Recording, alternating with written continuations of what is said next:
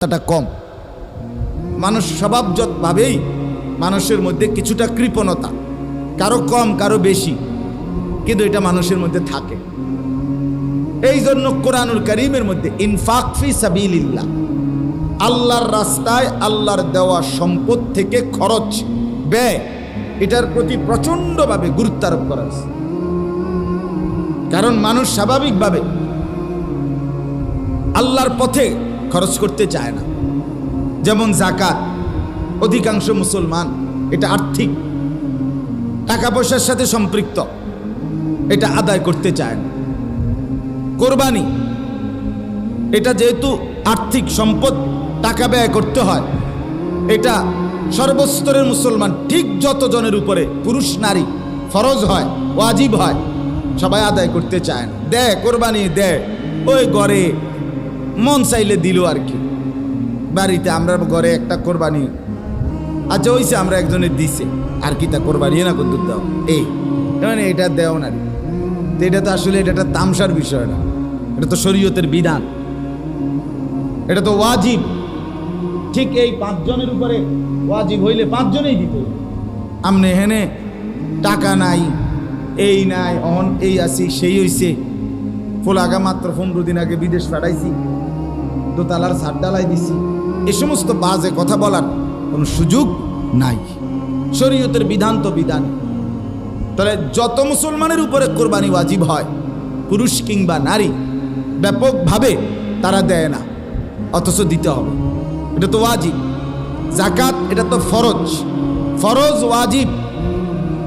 হজ, যত মুসলমান হজে যায় প্রতি বছর মানুষ, একেবারে প্রত্যেক বছরই ধরে নিলাম যায়, তো যায় তো 50,000, যায় তো 1 লাখ, কিন্তু হজ 16 কোটি মুসলমানের মধ্যে, আপনার 14 কোটি 15 কোটি মুসলমানের মধ্যে প্রতি বছর শুধু এই 50,000 1 লক্ষ লোকের উপরে হজ ফরজ হয়।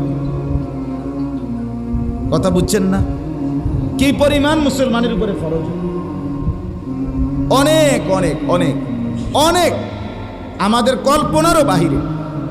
তাহলে এই বিপুল পরিমাণ মুসলমানের উপরে হজ ফরজ হয়, ফরজ এটা, কিন্তু এটা আদায় করার প্রতি আন্তরিকতা, আগ্রহ বোধ করে না। কারণ ওই যে টাকা খরচের বিষয়, এটা সে এই জন্য পাত্তা দেয় না।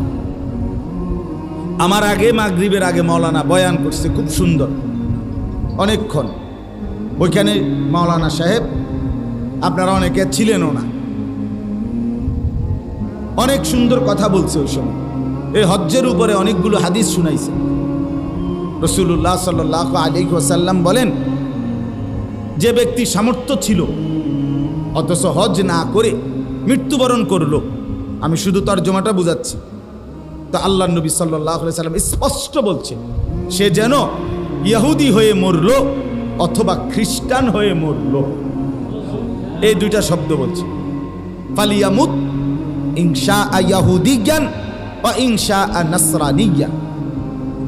সে যেন মরলো কি হয়ে, হয় ইহুদি নয়তো কি, তার মানে মুসলমান হয়ে মরলো, কাফের হইয়া মরল, বেঈমান হইয়া মরল। আপনি ভয় চিন্তা করেন তো কি পরিমাণ ভয়ানক বিষয়টা, কতটা ভয়ানক বলেন। আহা, আমি সারা জীবন আমার সংসারটার লেগে কষ্ট করলাম, আমি 4টা ফোলা 5টা মাইয়া বিয়ে দিলাম, আমি এতগুলো ঘর বাড়ি বাজার ব্যবসা, কত ঘাম ঝরলো আমার, কিন্তু আমি খামখেয়ালি করে হজ করলাম না। এই বউ বাচ্চা গুলারে খাওয়াইতে গিয়া বাড়ি ঘর বিল্ডিং, কেহই নিজের টাকাটা সবটা নিজে বন খায়, বলি না আমি দিয়ে সব দিয়া বন কিনালাম, বিজে বিজে খামো, এরুমনি। মানুষ তার উপার্জনের সব টাকা নিজের পেটে রুকানি লেগে ইনকাম করে। কথা বলেন না কেন? স্ত্রী সন্তানের জন্য মানুষ সবটুকু কোরবানি করে। কত মানুষ, কত অভিভাবক, পরিবারের প্রধান বাচ্চা কাচ্চার মুখের দিকে তাকাইয়া নিজের সুখ আহ্লাদ সব কোরবানি করে দেয়। নিজে একটা গেঞ্জি, সন্তানের 10টা গেঞ্জি, নিজের একটা লুঙ্গি, সন্তানের 10টা লুঙ্গি, নিজে খায় কোনো রকম, সন্তান আর